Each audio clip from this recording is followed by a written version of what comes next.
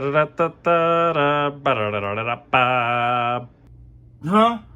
Oh, hello everybody. Welcome to Jono. You know what it is. Okay, so here I am in my little house of DVDs.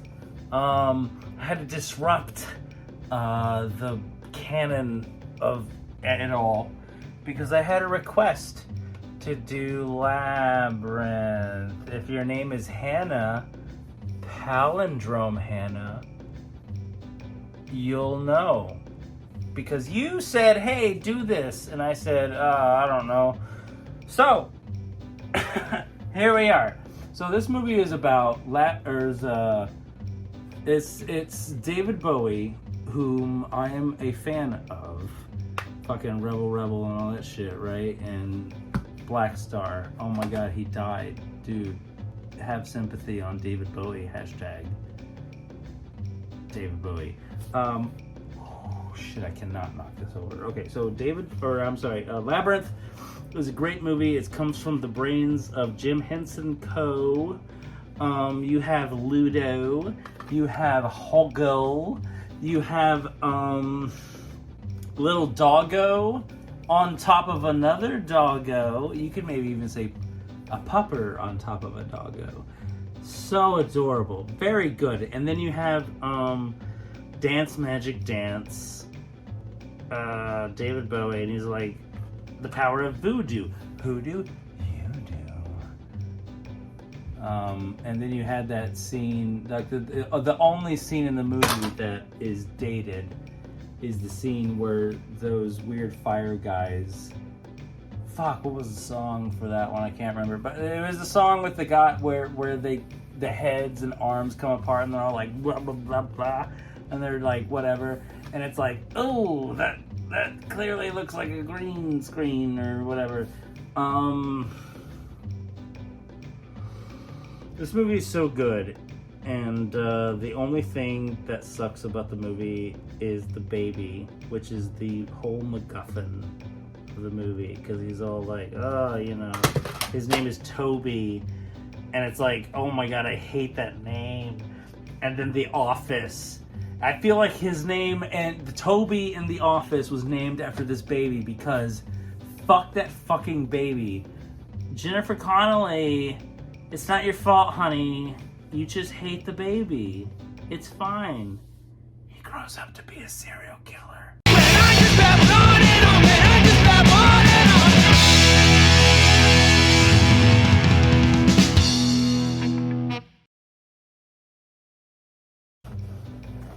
Hello! Welcome again to another one of these businesses. Oh wow, it's actually standing up. I've not tested this yet. I'm just gonna move it because I don't want to lose the tension on it. Hello everybody, welcome to Jono Movies. Welcome to my home, my humble abode. Speaking of doors that don't work, or actually it did work, we're gonna talk about The Money Pit, a classic comedy film starring Tom Banks and Shelley Long, who are a married couple who are living in a apartment, and then they're like, hey, we should get a house, and they get a house, and it's like, oh, it's just like a fixer-upper, it's gonna be we're gonna do it, and it's gonna be great, and what happens? They end up like spending a bunch of money, and then you have like a foreman, he doesn't know what he's doing, and they're like, it's like the house is falling apart and shit, and like, it's so funny. Tom Banks gets in the tub, or no, they're putting water in the tub, and it breaks through the thing, and it falls, and it breaks, and like, it's wonderfully shot. And you have Fabio wannabe, who's the conductor of the thing that Shelley Long,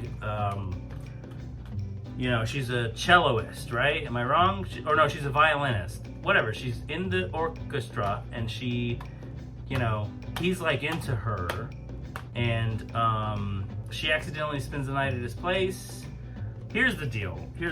Because, like, he accuses her of cheating on him, but she didn't know. She didn't know, dude. She didn't know if she did or didn't, because she woke up in his bed, and he didn't reveal it until later. Like, oh, we didn't sleep together, actually. But she was still, like, really mean to Tom because he accused her of cheating. And, you know, it's not unfounded. So anyway, they get back together and they have the house and it's good. And it ends with like the shyster person and they're like, whatever, you know what I mean? So like, check it out. I give it 5 demolished houses out of Shelley Long.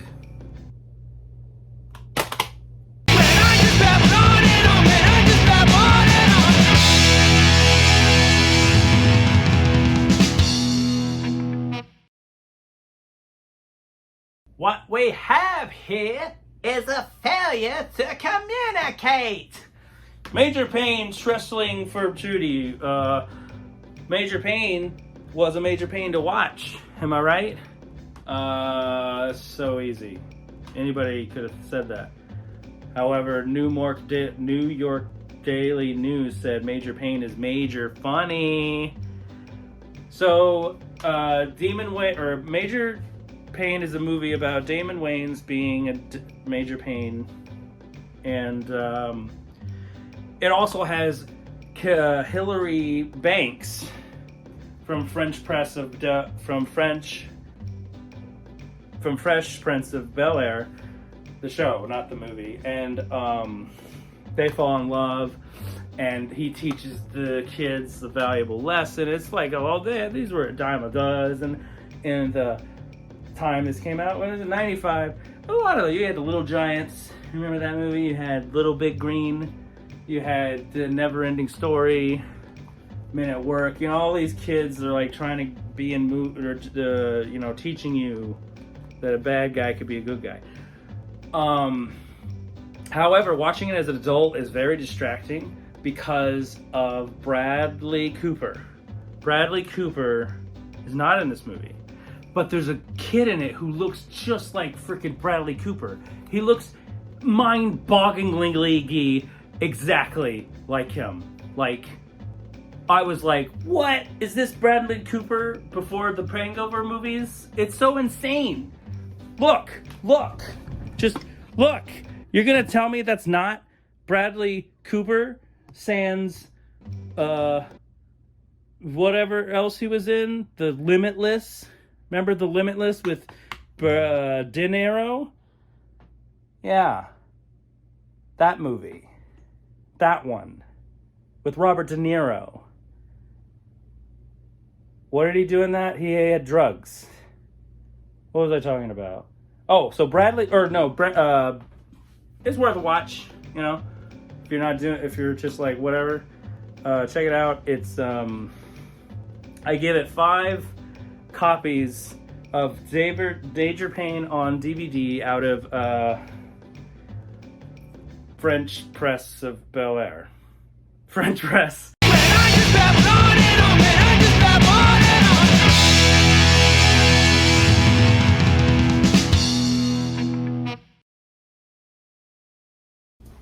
Oh, wow, good goal, bro. You sure saved that one. Hello again, welcome to Jono Reviews, Movies Late at Night, live. Oh shit, okay. Just Jono. There we go. We're going to be talking about Crazy Summer, one of my favorite movies because it involves another collab with John Cusack, one of my faves, and Savage Steve Holland, who, if you're not familiar, did Better Off Dead. And actually, you know what? Here, I have it right here. What am I doing? This is the better cover because it's the original poster. Do you see how this is like, oh, okay, this looks fun? As opposed to this, if you didn't know the context, you'd be like, okay, here's a loving couple with a, what's going on here? That's a bad guy What is this? What's happening here? So the point is, he did Better Off Dead, and what was great about Better Off Dead is that it was kind of like a dip into alt comedy, surreal comedy, absurd comedy, and it's like, oh whoa, that's like so fucking rad. And for his second film, it almost like, I don't know if it was a studio thing or if he just genuinely wanted to be like, you know, and so like this is kind of a hybrid of Better Off Dead and like a conventional rom-com kind of adventure comedy, because there's less surrealism in here and less like abstract shit. Like, you know, they have the girls that stick the thing and the lobsters. What was the thing that happened that they were like, it was great? Well, the Godzilla stuff. Well, anyway, the point is, check this movie out. I adore it. Better Off Dead is one of my favorite movies of all time, but we'll talk about that at a different time. I give this movie... This would have been terrible if this happened. It's great. I give it all of it. All of it. Okay, I have to... Okay, bye!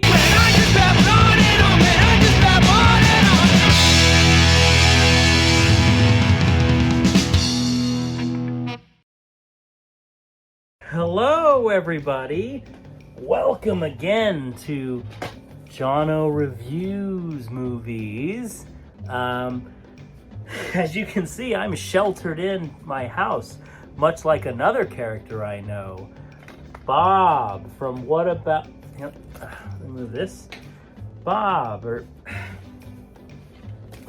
from What About... Oh, I'm covering the...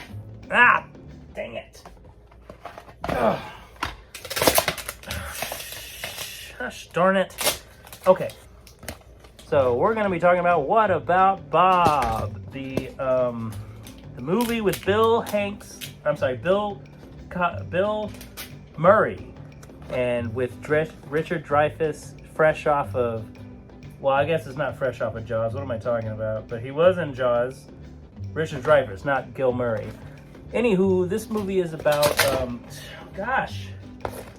this movie is about Bill Murray being a, you know, he's like got a lot of OCD. I can relate. Let me tell you, he's got OCD and he's got a fear of like just everything, and he's driving Richard Dreyfuss crazy, right? Because you know he's crazy, right? And then he's like, oh, I'm gonna be on vacation. You're gonna be, someone else is gonna help you. And then he's like, well, I got a new fear, Doc. I'm afraid to be alone. So he follows his family to his vacation house at the, you know, over there. And then it's like, oh, you know, what are you gonna do? And then funny shit happens, right? Because like he's on, and then it turns out that like, oh, the family loves him, but you know, Richard Dreyfuss can't stand him, and fucking, oh god, do not, oh, okay, Bill, okay, so it turns out that he's good and everybody loves him, and Richard Dreyfuss goes crazy, and then it's like, oh, you know, the family loves him. Frank Oz, he did a good job. You know who that is, right? That's fucking Kermit the fucking Yoda. Check it out. I give it 5 OCDs out of me. God damn it.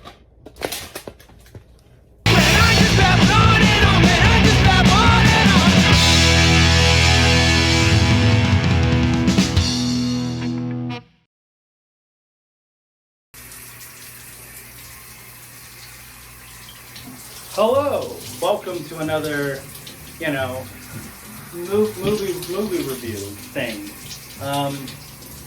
We're just here having some peanuts, having a nice shower, no big deal, after midnight. You know what reminds me of after midnight? snacking after midnight while having a nice little shower is the movie Gremlins. The movie Gremlins starring Steven Spielberg, Zach Galligan, and Phoebe Cates, and what's his name, who's in all the movies? That guy. Well, anyway, it's one of Chris Columbus's first scripts. Did you know that? So it has, these gremlins in it, and or it has Gizmo in it, and Joe Dante, right? Yeah, Joe Dante directed it, and it's a classic. It's like a Christmas movie. Obviously, like one of the best scenes is when, like they're off the bar, and there's so many of them and stuff. And then Dick Miller, that's his name. Dick Miller, who's in all of Joe Dante's movies. He plays like the friend, or no, he plays the neighbor or something. And also Zach Galligan is driving a gremlin, or maybe it's a bug. Whatever. Point is, nothing works, and that's like the original meaning of gremlin back in the 50s and Cold War. Is a gremlin was someone that like made things not work, and his dad was an inventor, and things didn't work. Car didn't work. So there's a lot of like stupid bullshit. And then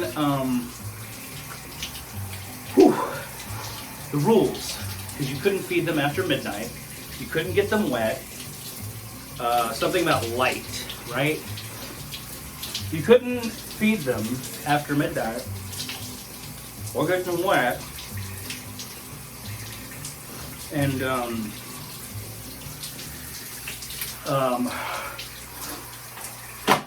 oh god, it's happening again. Oh god, I shouldn't have done the things that I did.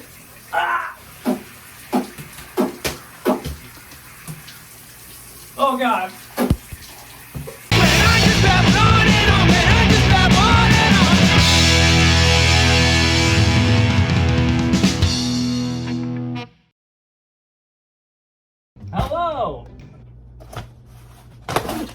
Hello. Welcome to welcome again. Thank you. Okay. This is a welcome mat. I spent time on this. You can't even see it.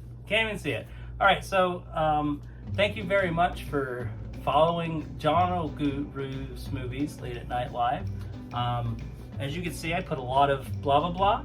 So it is the end of the month, and I wanted to do a special 2-part episode talking about 4 movies. The House Quadrilogy. Ooh.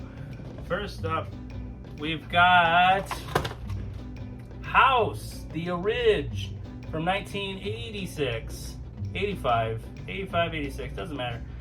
With William Catt and George Wendt. And this is great. Just I'll be quick about it because like it's so good. If you're familiar with Evil Dead 2, I say this is kind of an underrated Evil Dead 2. Well, I mean, like as far as like it's like a horror comedy, except it's it's slightly sillier than Evil Dead 2 as far as the horror comedy aspects go. Where did I put the other guy? There we go. This is my Freddy. So anyway, it's a great movie if you want some like scares, but you also want to chuckle. Check it out. I give it 5 houses out of Norm, because George Wendt. That's a Cheers reference, guys. And now we're going to talk about Cheers 2, House 2, which this is a special edition of House where House 2 is secretly inside. See, I got both the things. And this whole thing is funny because it's got like a whole thing here on the inside. It's a secret! House 2! You don't need to watch House 2. You can just not watch it. Easy, because it's I put it at the bottom of the quad, really. It's, it's like a buddy adventure horror It's light in tone. I mean, hey, the counter puppy, okay, or no, puppy pillar. I don't remember what they called it, but it's okay. It's all right. It's fine. Stay tuned for part 2. Hello. Oh wait, that's not his voice. He's more like rah. Hello, welcome back to. This is the second part of the end of the month special of talking about house movies. So we discussed House 1 and 2. Now we're on to House 3 and 4. Wait, what's that? This doesn't look like it says House 3. This is a generic titled movie called The Horror Show. Well, yeah, you're right. It's The Horror Show because they. Okay, there's a whole lot of stuff with this. It's basically someone wrote a clone Nightmare Elm Street script, and then they were like, oh well, we gotta make it stand out, so let's make it like a house movie, because those came out and made money. But then they were like, no, we want to make it a different. It's not funny at all. There's no silly business. There's a lot of silly business. A lot of silly business, especially from Brian James. I fucking love Brian James. He's so cool. But anyway, he's basically the Freddy Krueger in this movie. Oh God. And he's great. And you got Lance Erickson playing the dad, and he's not putting up with it. We got Harry Manfredini, shout out, fucking one of the best horror composers who ever lived. Also produced by Sean Cunningham of the horror Sean Cunningham's. Written by Alan Smithy. Come on, I'd love to have my name on this. This is great. Okay, cool. And last but not least, we have House 4. This is a good movie. It brings back William Katt, even though he dies in the opening. Spoiler, but it's in the opening, so who cares? This is definitely worth a watch. You know, Halloween 1 and 4, or no, I'm sorry, House 1 and 4 and 3. Check those out. This one has a really nice twist ending, so check it out. But, you know, there's all these houses are like haunted with all these ghouls. But you know what I say? I say if your house is haunted, you should just fucking destroy it, dude. Just fucking get rid of it. See, look, watch. Look at all these movies with houses that are haunted and stuff. Oh my God. Frankenstein was the first in line, and the Wolfman came up next. Dracula was doing his stuff, breathing down my neck. Jump back, make tracks, here comes the hunchback, better get out of his way. Fee, fee, fi, fi, fo, fo, vomit was a monster's holiday. Fee, fee, fi, fi, fo, fo, vomit was a monster's holiday. Made the house too strong. Give it a second.